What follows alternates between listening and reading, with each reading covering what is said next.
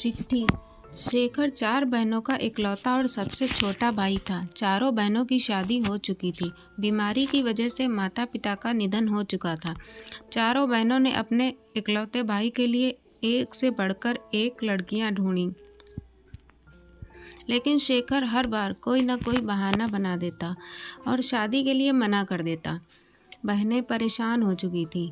इस बार राखी पर अपने भाई से साफ साफ बात कर लेने की ठानकर चारों मायके आईं। यही एक ऐसा त्यौहार होता था जब चारों बहनें मायके आती थीं। राखी बांधने का काम पूरा होने के बाद चारों बहनें शेखर को घेर कर बैठ गईं और एक एक कर सवाल पर सवाल करने लगी कि वो क्यों किसी लड़की को पसंद नहीं कर रहा। परेशान होकर शेखर ने बता ही दिया कि वो अपने ऑफिस की एक लड़की पायल से प्यार करता है और उसी से शादी करना चाहता है। पायल एक अलग जाति से थी। बहनों ने ऐतराज़ जताया कि उनके घर में ये सब नहीं चलता। दूसरी बहन बोली कि हम अपने ससुराल में क्या जवाब देंगे। तीसरी बोली, अगर तुमने ऐसा किया तो हम समझेंगे हमारा मायका अब नहीं रहा। उसे लगा ऐसा कहने पर शायद शेखर अपना विचार बदल ले। शेखर जो बचपन से ही जिद्दी था, उसने अपना फैसला सुना दिया, मैं शादी करूंगा तो बस पायल से। चारों बहनें शेखर की जिद जानती थीं। चारों नाराज होकर अपने अपने ससुराल वापस चली गईं। शेखर ने सबको मनाने की बहुत कोशिश की, पर कोई नहीं माना। आखिर उसने पायल से कोर्ट मैरिज कर ली।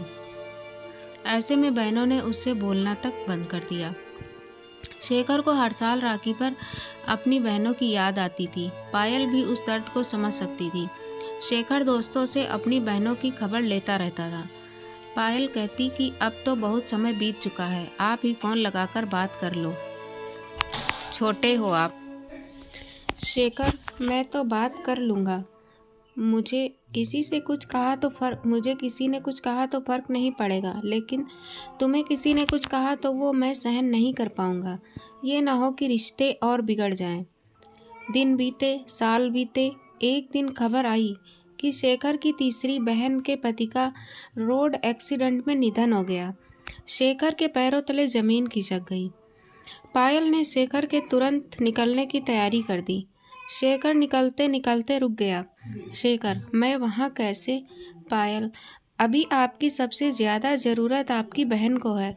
कोई कुछ बोल भी दे तो सुन लीजिएगा। और सुनिए, मैंने आपके बैग में एक चिट्ठी रखी है, वापस आने से पहले किसी एक बहन को दे दीजिएगा। शेखर चिट्ठी के बारे में पूछने की मन स्थिति में नहीं था। ठीक है, बोलकर निकल गया। शेखर बहन के ससुराल पहुंचा।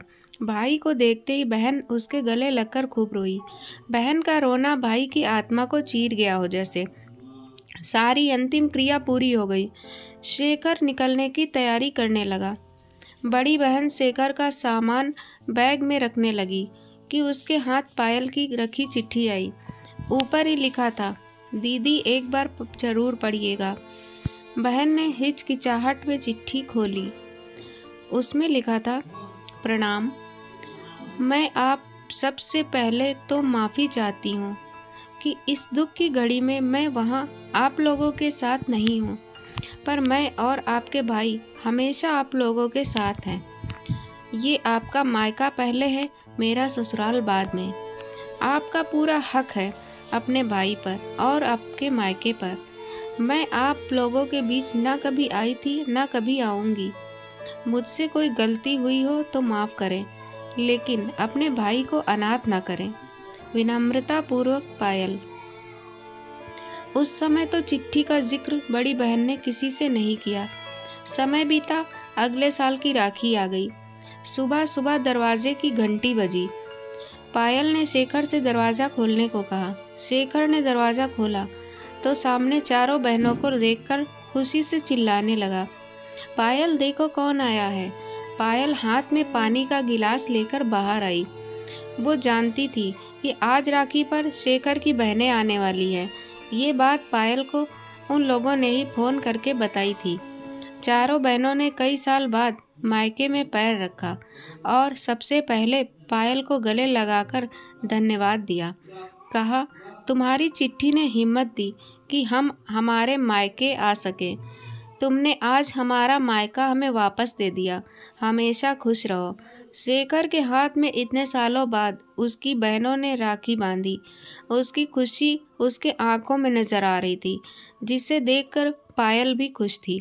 आशा करती हूँ दोस्तों कहानी पसंद आई होगी। कृपया चैनल को सब्सक्राइब करना ना भूलें। जय हिंद दोस्तों।